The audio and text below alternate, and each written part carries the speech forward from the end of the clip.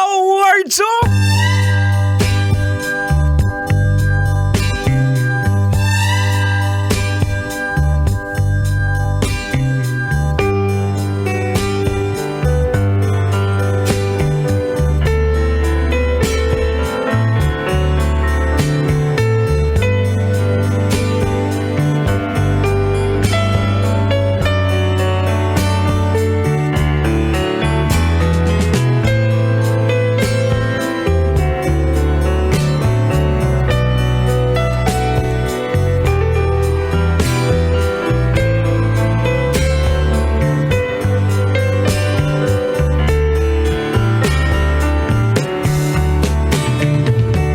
Usa kaming gabi mga angkol, mga auntie. Tugutin sa gunin nyo na mga sa katahura nining mga orasaha.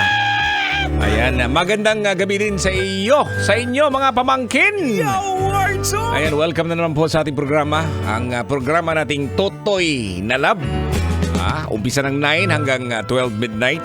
Ang inyong kasama, ang inyong Angkol Totoy Bato. Ayan. Of course, no? Kumusta man ang inyong araw? Kumusta naman kanina, no? Marami ka bang nagawa sa iyong pinagtatrabahuan? O baka naman, iba-iba yung mga ginagawa mo dyan. Alam mo mga kabisyo, no? Of course, no? Nagpapasalamat tayo ngayon dahil hindi na siya masyadong mainit, no? Alam mo, kanina, papunta ako ng opisina, no? Mga bandang hapon. Parang umaambon. Hindi naman ambon, pero parang may talsik na laway. Alam mo yung tipo ba na habang nagmamaneho ka, nag-drive ka, nakita mo parang may konting yung sa windshield, pero okay na rin, no? Kahit papaano po mga kabisyo, at least meron na tayong nakikitang mga panganod, yan, mga clouds ba? Kasi nung nakaraang buwan, siguro napansin nyo rin na ang nakikita lang po natin ay kulay blue. Sabi ni Boy Pindot, natalsikan ka, Col?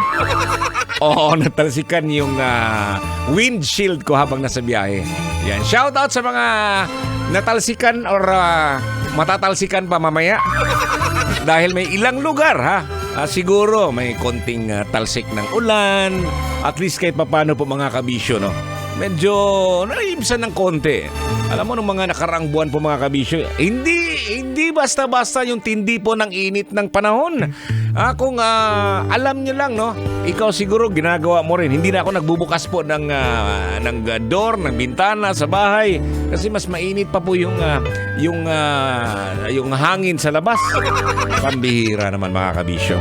Well, anyways, ganun talaga at we look forward to the beautiful weather in the coming days. Pero nakakatakot pag ganun katindi yung init, to. Nung mga nakaraang buwan. Expected natin yan na yung tindi ng ulan siguro, no? Yung baha siguro, no? So sige lang, no? Hoping for the best pa rin, no? Mga kabisyo, ayan. At hello, no? Hello, magandang gabi din sa mga nakatutoy sa atin lagi, no? Yung mga nagda-drive ngayon, nasa lansangan, taxi driver, grab driver, lalamove driver. Ang ating mga konduktor din, kasama na yung mga pasahero at yung si Manong driver. Oo, and then yung mga riders din nakatutoy sa atin. Yung mga truck pala, no? Shout out! Ayan, shout out. Lagi ko yung kasama. Papunta at pauwi po sa amin. Pag uwi ko ng mga alas 12 pasado, kasama ko yung mga trailer truck driver. Kasama ng kanilang pahinante na why hugas-hugas ang bitiis. Oo, ganun yan. Nakataas yung paa eh. Lagi yan sa may dashboard ng kanilang truck. Ayan. Ngayong gabi po mga kabisyo, no? Naalala ko lang ito, no? Kasi nung kabataan siguro, naalala mo pa ba? Nung bata ka pa?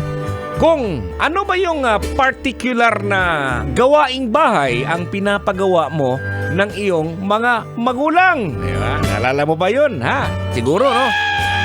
Oo, awards. Kailangan pa bang i-memorize yan? Karamihan siguro, no, basic, no? Ang paghuhugas ng mga pinggan pagkatapos kumain na ang lahat.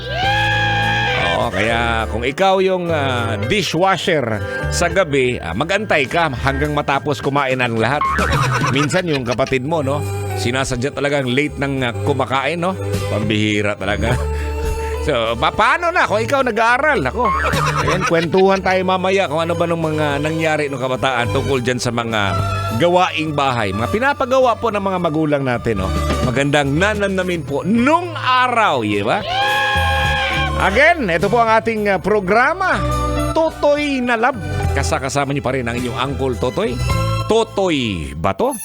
Dito lang po yan sa 90.7 Love Radio. Maayong gabi, Kabisyo.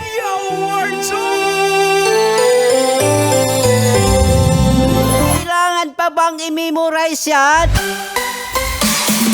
Love Radio.